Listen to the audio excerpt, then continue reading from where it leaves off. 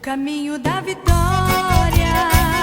é jejum e oração, é com a palavra escondida lá dentro do coração, é com a vida no altar, cheio da unção de Deus, é que o gigante cai por terra e o crente dá glória a Deus.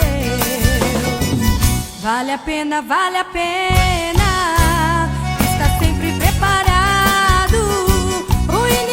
Se levanta, mas em nome de Jesus ele está derrotado. Vale a pena, vale a pena. Está sempre preparado. O inimigo se levanta, mas em nome de Jesus ele está derrotado.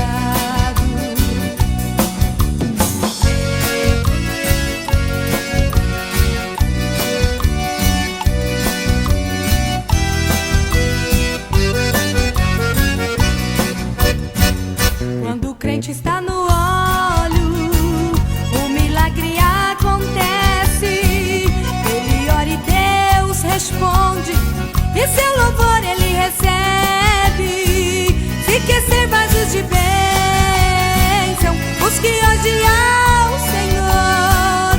Consagra sua vida e seja um vaso de valor. Vale a pena, vale a pena. Está sempre preparado. O inimigo se levanta, mas em nome de Jesus ele está derrotado. Vale a pena, vale a pena. Está sempre preparado. O inimigo se levanta, mas em nome de Jesus ele está derrotado. Vale a pena, vale a pena. Está sempre preparado. Se